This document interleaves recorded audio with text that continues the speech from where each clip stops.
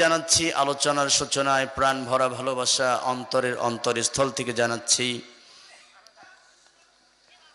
প্রাণ ওজার কর্ণ সালাম। আসসালামু আলাইকুম ওয়া রাহমাতুল্লাহ। প্রিয় দিঘুলিয়াবাসী, আপনারা সবাই কেমন আছেন?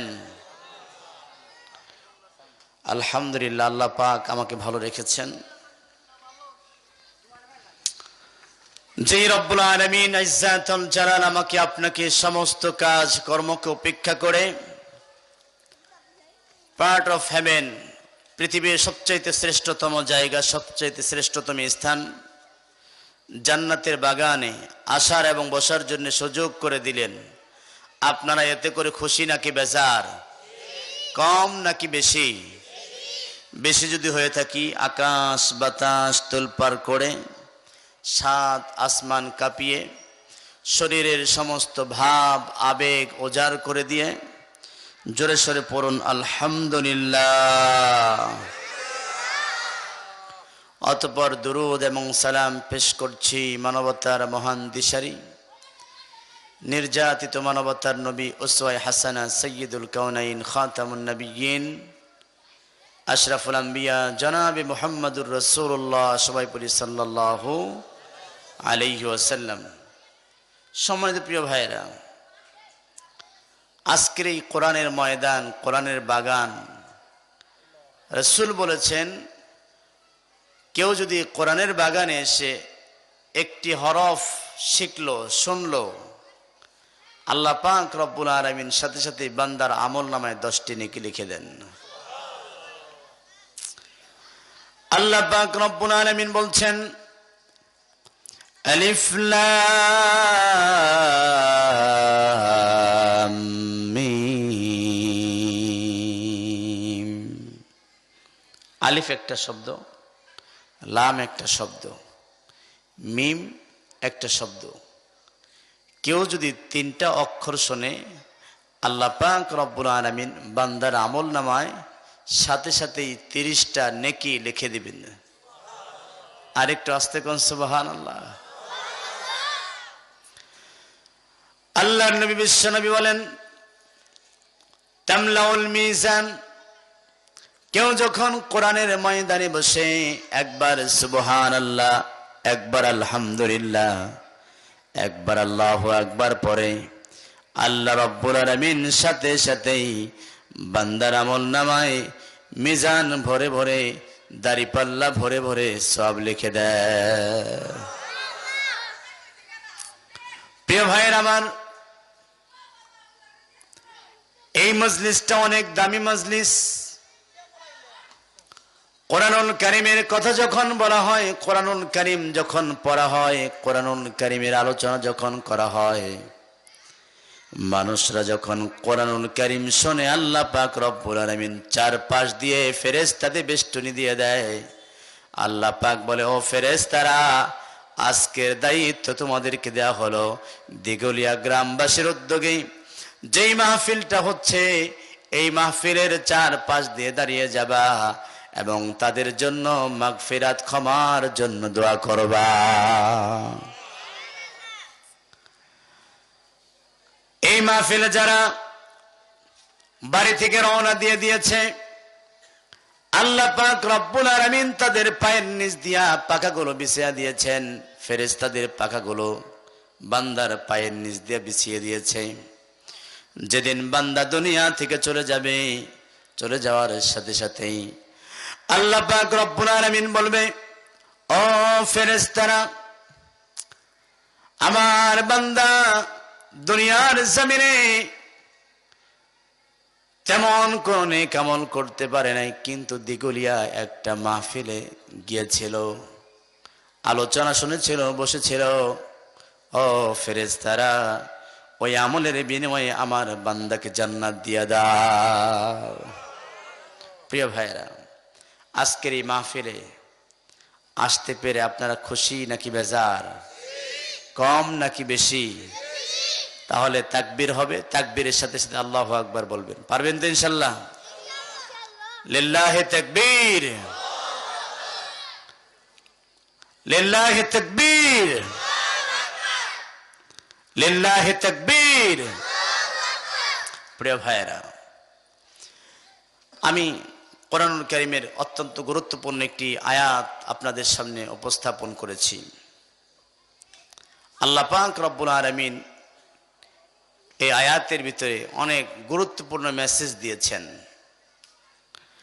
আল্লাহ পাক রব্বুল আলামিন বলেন, ইন্নামাল মুমিনুনা আল্লাযীনা ইযা যুকিরাল্লাহু ওয়াজিলাত কুলুবুহুম ওয়া ইযা তুলিয়াত আলাইহিম আয়াতুহু যাদাতহুম ঈমানাও ওয়া আলা রাব্বিহিম ইয়াতাওয়াক্কালুন। চিল্লা বলি আল্লাহু আকবার। আরেকটু আস্তে বলি আল্লাহু আকবার। আল্লাহ রাব্বুল আলামিন বলেন, ও নবী,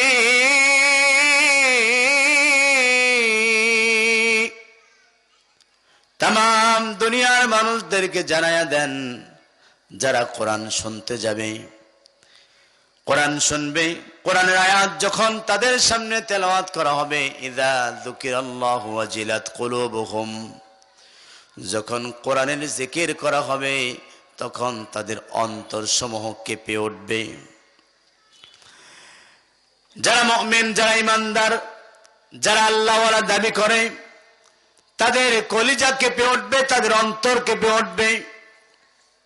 দুই নাম্বার আল্লাহ পাক রব্বুল আলামিন বলেন, ওয়া ইযা তুলিয়াত আলাইহিম আয়াতুহু যাদাতহুম ঈমানা।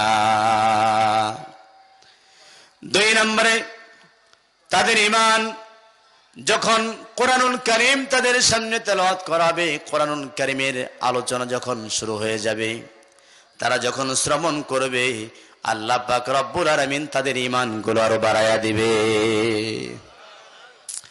এবার শুনুন ভাইয়েরা আমার, যারা কোরআনুল কারীমের আলোচনা শুনছেন, বুকের ভিতরে হাত দিয়ে দেখেন, যাদের কলিজাটা কাঁপছে, টিপ টিপ করছে, বুঝবেন আপনার অন্তরটা কেঁপে উঠেছে, আপনি ঈমানদারের কাতারে দাঁড়ায় গিয়েছেন। দুই নম্বরে, যাদের কোরআনুল কারীমের আলোচনা শুনতে ভালো লাগে, যাদের আলোচনা শুনলে আরো শুনতে মনে চায়, রাসূল বলেছেন তারা সত্যিকার অর্থে ঈমানদার। ওয়া আলা রাব্বিহিম ইয়াতাওয়াক্কালুন, তারা সব সময় একজনের উপর ভরসা করে, তিনি কে? একটু আস্তে বলেন, তিনি কে? আল্লাহ পাক রব্বুল আলামিন রাসূলুল্লাহ সাল্লাল্লাহু আলাইহি ওয়াসাল্লামকে জানায়া দিলেন, ও নবী, এই দুনিয়ার জমিন আপনাকে একটি গাইডলাইন দিয়া, একটি কিতাব দিয়ে পাঠিয়েছি। এই কিতাবের নাম হলো আল কোরআন। রাসূল বলেছেন, আল কোরআন মানারুল হিকমা, Quran is the powerful and of to কন্টিয়াস্টিস। কোরআন হচ্ছে এমন একটি কিতাব, এই কোরআন যারা শুনবে, কোরআন যারা বুকের ভিতরে ধারণ করবে, আল্লাহ পাক রব্বুল আলামিন তাদেরকে জিরো থেকে হিরো বানায়া দিবে। এই কোরআন যারা বাড়ি থেকে শুনতে এসেছেন, অনেক কষ্ট করে পায়ে হেঁটে এসেছেন, বিশ্বনবী সাল্লাল্লাহু আলাইহি ওয়াসাল্লাম বলেছেন, আল মাহিরু বিল কোরআনি মা'আস সাফারাতিল কারামিল বারারা। কোন আল্লাহর গোলাম যখন কোরআন শোনার জন্য ঘর থেকে বের হয়ে যায়, যখন আল্লাহর কোন বান্দা কোরআন শোনার জন্য ঘর থেকে বের হয়ে যায়, আল্লাহ পাক রব্বুল আলামিন সাথে সাথে ওই বান্দার আমলনামায় উহুদ পাহাড় পরিমাণ সওয়াব লিখে দেয়। আর একটু আস্তে বলেন সুবহানাল্লাহ। আল্লাহ পাক রব্বুল আলামিন আহারে আপনাকে আমারে কতটা ভালোবাসেন, মহব্বত করেন। এই কোরআনটা হলো এমন একটি কিতাব, মুকাম্মাল নিজামে হায়াত, ঐশী গ্রন্থ পবিত্র আল কোরআন। এই কোরআনের ভিতরে কোনো ভুল নাই, কোনো ত্রুটি নাই, কোনো বিচ্যুতি নাই। আল্লাহ পাক রব্বুল আলামিন বলেন ওয়ালাকাদ ইয়াসসারনাল কুরআনা লিযযিকরি ফাহাল মিন মুদ্দাকির। সূরাতুল কমারের এক জায়গায় নয়, দুই জায়গায় নয়, চারটি জায়গায় আল্লাহ পাক বললেন ওয়ালাকাদ, অবশ্যই, ইয়াসসারনাল কুরআনা লিযযিকরি ফাহাল মিন মুদ্দাকির, কোরআন আমি এত পরিমাণ সহজ করেছি, আল্লাহর কোন গোলাম বান্দা যদি এই কোরআন শিখতে চায় আল্লাহ পাক রব্বুল আলামিন বান্দার জন্য কোরআন শেখা সহজ করে দিবে।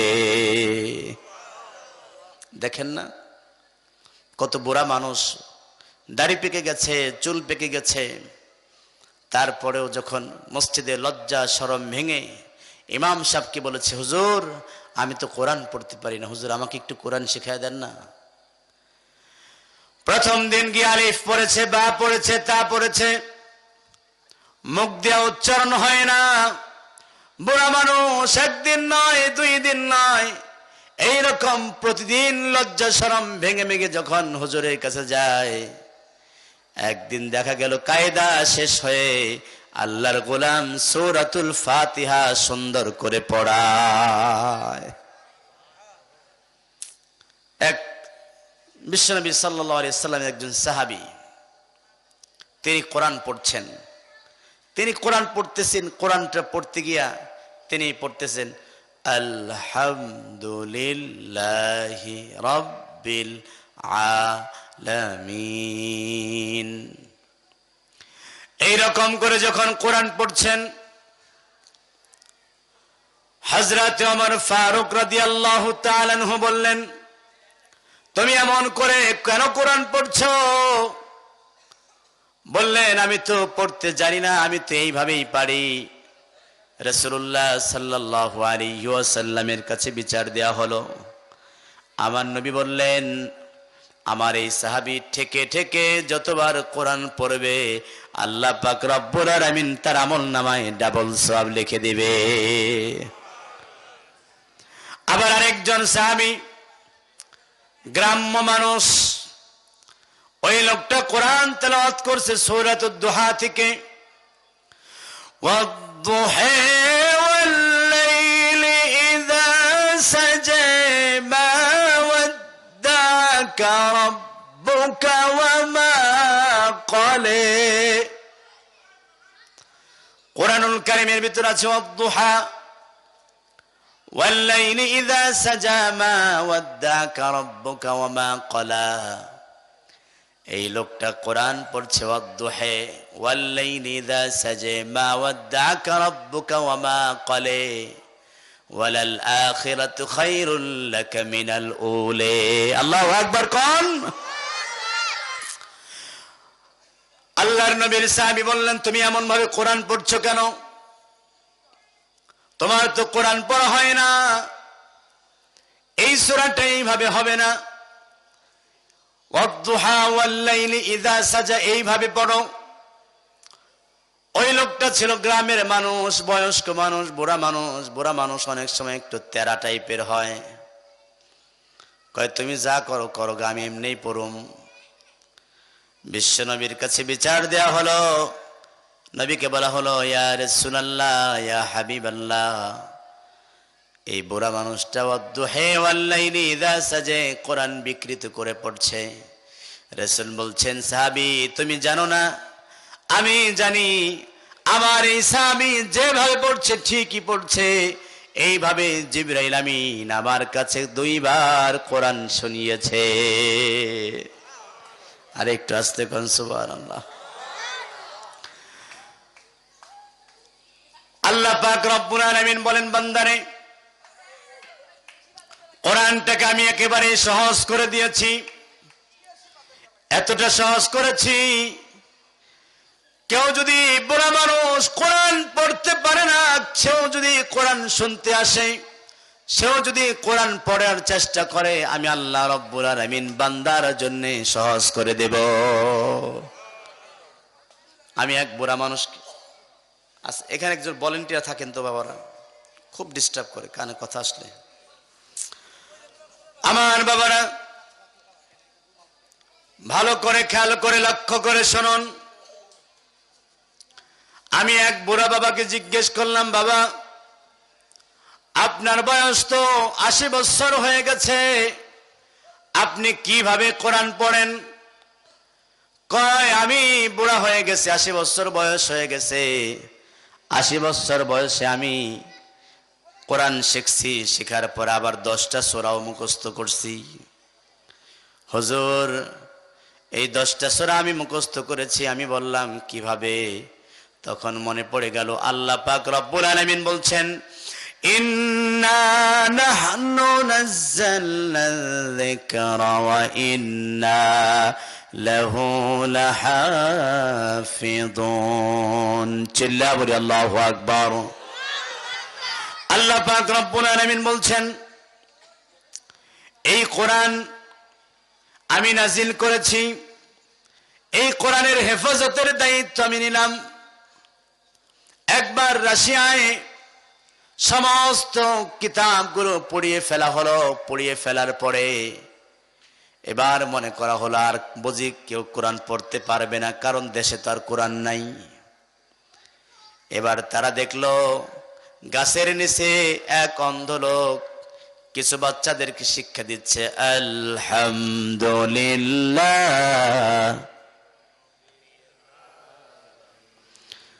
আওয়াজ করে কণ্ঠ ছেড়ে দিয়া বলেন, আলহামদুলিল্লাহি রাব্বিল আর রহমানির রহিম মালিক।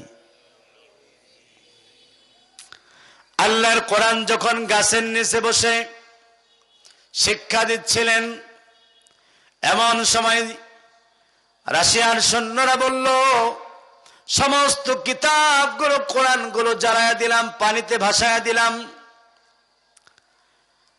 মানুষের সিনার ভিতরে যে কোরআন আছে সেটা পড়াবো কি করে, সেটা ভাসায়া দিব কি করে? অতএব এই কোরআন কখনো মানুষ জ্বালায়া দিতে পারবে না, পড়ায়া দিতে পারবে না। কথা বলুন ঠিক না বে ঠিক?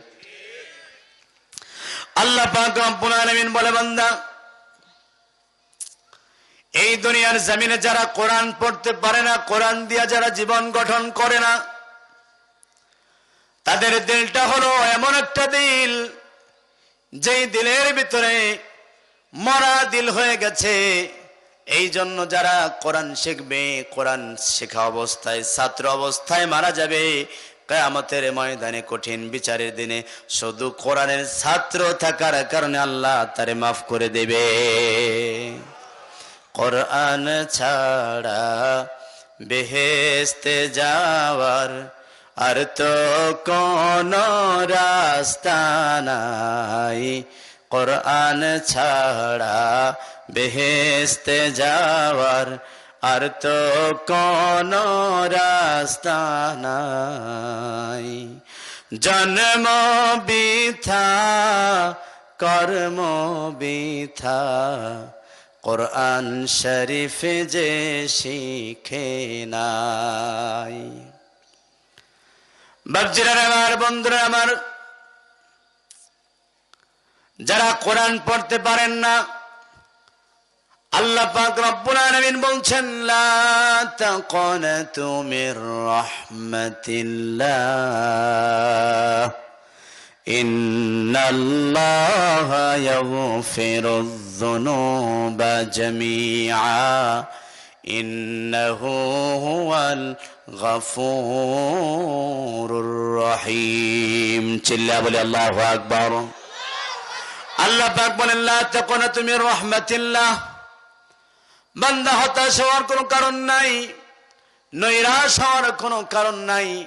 বান্দা তুমি যখন কোরআন শিখতে যাবা, কোরআন পড়া শুরু করে দিবা, ইন্নাল্লাহা ইয়াগফিরুয যুনুবা জামিআ, আমি আল্লাহ পাক রব্বুল আলামিন তোমার জীবনের সব গুনাহগুলো মাফ করে দেব। শুধু মাফই করব না, ইন্নাহু হুয়াল গফুরুর রহিম, আমার আল্লাহ তো দয়ালু, আমার আল্লাহ তো ক্ষমাশীল। ও বান্দা, শুধু মাফ করব না, আমি আল্লাহ পাক রব্বুল আলামিন তোরে মাফ করে দেওয়ার পরে যেই জায়গাটা গুনাহ করেছিলা খালি হয়ে গেছে, এখন কিচ্ছু নাই, ওই জায়গাটাকে আমি আল্লাহ পাক রব্বুল আলামিন নেক দিয়া পরিপূর্ণ করে দেব। এই কোরআন শেখার জন্য, এই কোরআনের ছাত্র হওয়ার জন্য হযরত ইমাম আবু হানিফা রাহমাতুল্লাহি তাআলা আলাইহি তিনি একবার এক মজলিসে আলোচনা করছিলেন। দেখেন কোরআনুল কারীমের যারা ছাত্র হবে তাদের সম্মান, তাদের মর্যাদা কতটুকুন। তিনি বসে আছেন, আলোচনা করছেন, এমন সময় তার উস্তাদ আসলেন। উস্তাদ আসার পর ইমাম আবু হানিফা রাহমাতুল্লাহি তাআলা আলাইহি দাঁড়ায় গেলেন। বললেন, হুজুর আপনি দাঁড়ায় গেলেন, কারণটা কি? বলে, তোমরা জানো না ওই যে লোকটাকে সাধারণ দেখা যায়, মসজিদের ইমাম সাহেব দেখা যায়, ওই লোকটার কাছে আমি কোরআন শিখেছি। ওই লোকটাকে দেখা যায় সাধারণ, কিন্তু সে আমার উস্তাদ। হযরত ইমাম আবু হানিফা রাহমাতুল্লাহি তাআলা আলাইহি ছোট্ট কালে যখন মাদ্রাসায় যেতেন, তার নাম ছিল নু'মান ইবনে সাবিত রাদিয়াল্লাহু তাআলা রাহমাতুল্লাহি তাআলা আলাইহি। নু'মান ইবনে সাবিত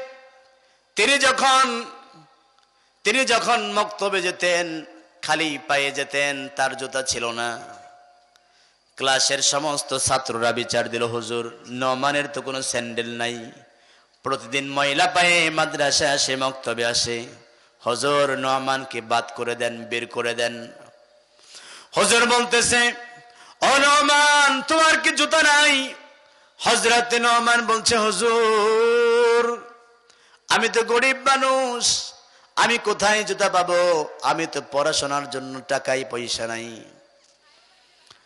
হুজুর তার পায়ের জুতা দিয়া বললেন, নু'মান তুমি এই জুতা আগামীকাল থেকে পরে আসবা। হযরত নু'মান ইবনে সাবিত তিনি জুতাটা বাড়িতে নিয়ে গেলেন। বাড়িতে নিয়ে তারপরের দিন আবার খালি পায়ে আসলেন। বললেন, নু'মান, ছাত্ররা বিচার দিল, হুজুর আপনার ছাত্র নু'মান আজকেও খালি পায়ে আসছে, পায়ের ভিতরে মাটি কাদা, অতএব ক্লাসে ঢুকতে দেওয়া যাবে না। নু'মানকে বললেন, নু'মান তোমার পায়ের জুতাটা কোথায়? তোমাকে আমি জুতা দিলাম, জুতার বাড়ি রেখে এসে তুমি আবার খালি পায়ে আসলা, কেন আসলা? বলছেন, হুজুর আপনি আমাকে জুতা দিয়েছেন, সেই জুতা আমি কেমনে পায়ে দেই? এটা আমার ওস্তাদের জুতা, আমি ওস্তাদের জুতা যদি পায়ে দেই তাহলে আমার ওস্তাদের সাথে বেয়াদবি হয়ে যাবে। এই জন্য আমি এই জুতাকে বাড়িতে নিয়ে সুন্দর করে সিলাইয়া মাথায় পরে আসছি। সুবহানাল্লাহ কোন? আহারে দিল্লির সম্রাট বাদশাহ জাহাঙ্গীরের গল্প শুনছেন আপনারা? যারা স্কুলে পড়াশোনা করেছেন, দিল্লির সম্রাটের একটা ছেলে ছিল, একটাই মাত্র ছেলে, বাদশার ছেলে। এক মৌলবী এসে প্রতিদিন পড়ায়। মৌলবী একদিন শীতের সিজনে বলছে, তুমি আমাকে পানিটা ঢেলে দাও। বলতেছে, তুমি আমাকে বদনাটা নিয়ে আসো, পানির বদনাটা আমি একটু ওযু করব।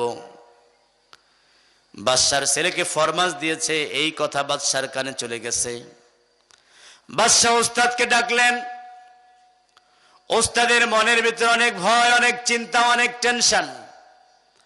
আরে কি না কি বলে, বাদশার ছেলে দিয়া বদনাটা আনাইছি, পানি আনাইছি, বাদশা আমাকে মনে হয় শাস্তি দেবে, অপমান করবে, অপদস্থ করবে। বাদশার সামনে হুজুর ভয়ে ভয়ে থরথর কেঁপে কেঁপে যখন সামনে গেলেন, সামনে যাওয়ার পরে বললেন, হুজুর আপনি আজকে অনেক বড় একটি মস্ত বড় অন্যায় করেছেন। আপনি আমার ছেলেকে দিয়া পানি টানাইছেন, বদনা নিয়েছেন। আপনার সবচেয়ে বড় অপরাধ, আপনি আমার ছেলেটাকে দিয়া আপনি কেন পানিটা ঢেলে দিতে বললেন না? কেন আপনার পাটা ধোয়া দিল না? আপনি আমার সন্তানকে ভালো শিক্ষা দিতে পারেন না। সুবহানাল্লাহ কোন? দেখবেন অনেক মানুষ আছে এই মসজিদের ইমাম, যার বাড়ি ঘরটাও ঠিক নাই, টাকা পায়, বেতন পায়, খুব অল্প বেতন পায়, 10-12 হাজার 15 হাজার টাকা বেতন। নুন থাকে তো তেল থাকে না, তেল থাকে তো মরিচ থাকে না, ঘরের ভিতরে চাউল থাকে না, ডাউল থাকে না। আরে গ্রামের মানুষগুলো এত ভালোবাসে, এত মহব্বত করে। গরিব হুজুরটা যখন বাড়িতে যায় তখন কোথায় বসতে দিবে চিন্তায় পেরেশান হয়ে যায়। আল্লাহ পাক রব্বুল আলামিন বলে, দুনিয়ার মানুষ, তোমরা যারা আমার নবীকে, তোমরা যারা আলেমকে সম্মান করেছো, তোমার বাড়িতে গেলে তোমার শরীরের চাদরটা হুজুরের জন্য বিছায়া দিয়েছো, সুন্দর বিছানা বানিয়ে দিয়েছো। তুমি ওই আলেমকে সুন্দর বিছানা বানায়া দাও নাই, সুন্দর বসার জায়গা দাও নাই, তুমি আমার বিশ্ব নবীকে বসার জন্য সুন্দর জায়গা করে দিয়েছো। আরেকটু আসতে কোন, আলোচনা বোঝা যায়? ক্লিয়ার? আল্লাহর নবী বিশ্ব নবী বলেছেন, ইন্নাল উলামা ওয়ারাসাতুল আম্বিয়া, নবীরা হলো, আলেমরা হলো নবীদের ওয়ারিস। এই দুনিয়াতে আলেম নবী থাকবে না, কিন্তু আলেমের দরজা খোলা থাকবে। আর আলেমদের দরজা খোলার জন্য মাদ্রাসার দরকার আছে না নাই? প্রিয় ভাইয়েরা আমার, বন্ধুরা আমার, এই এশিয়া মহাদেশে যখন কোন মাদ্রাসা ছিল না, দারুল দেওবন্দের যিনি প্রতিষ্ঠাতা মুহাম্মদ কাসিম নানুতুবি রহমাতুল্লাহি তাআলা আলাইহি, তিনি রাত্রে বেলা স্বপ্ন দেখলেন। বিশ্বনবী সাল্লাল্লাহু আলাইহি ওয়াসাল্লাম বলছেন, কাসিম রে, তুমি কিভাবে আরামে ঘুমাও? তোমার কি চিন্তা হয় না, টেনশন হয় না? অনেক ছেলেরা, মুসলিম মেয়েরা কোরআন শিখতে পারে না, ভালো কোনো মাদ্রাসা নাই, ভালো কোনো প্রতিষ্ঠান নাই। ও কাসেম, ওই দারুল দেওবন্দ, ওইখানে যে জায়গাটা আছে ওই জায়গার ভিতরে একটা মাদ্রাসা দাও।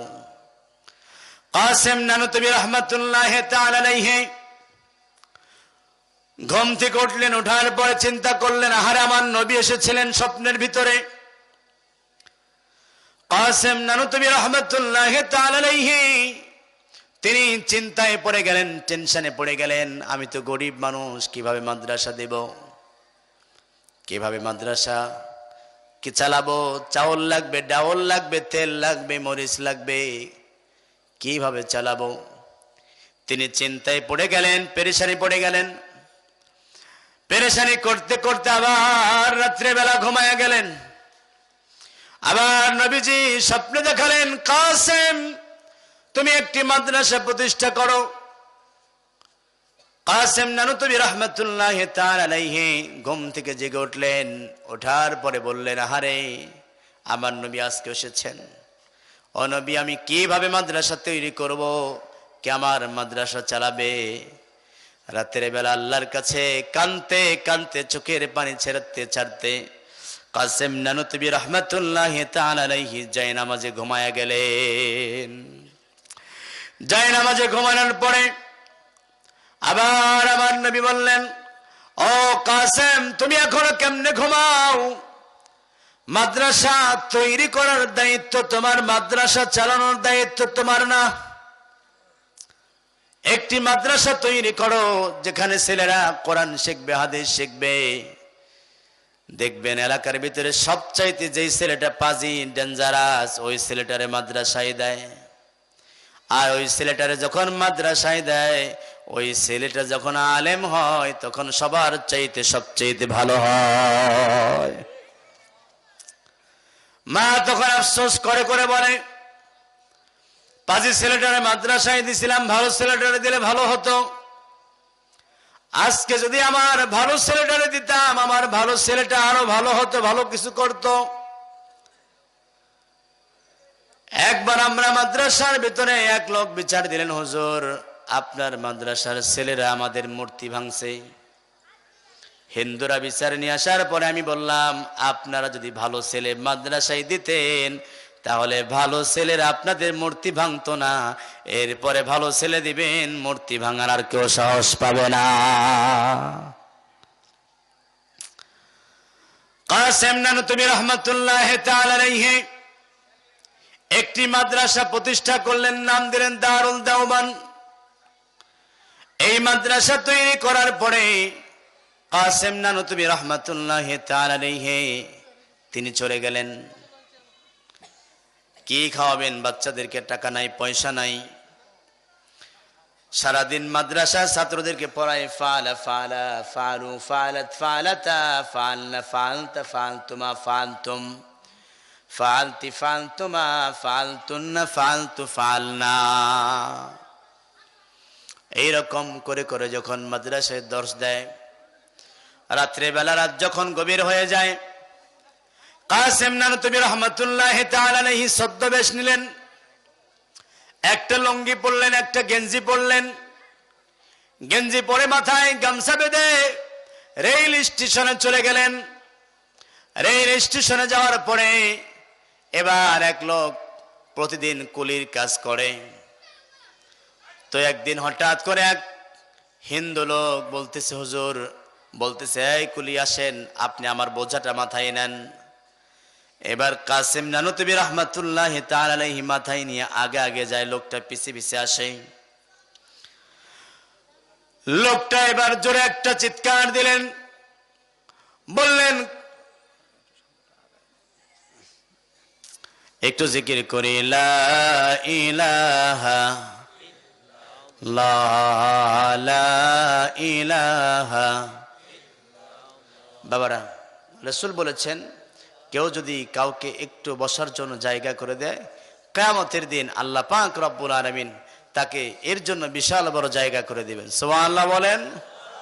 এই জন্য আপনাদেরকে একটু বলবো, একটু সামনে আগে আসেন, একটু আসেন।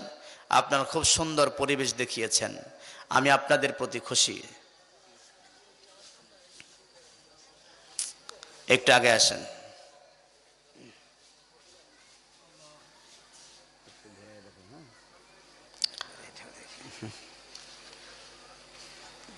মোবাইল আছে না?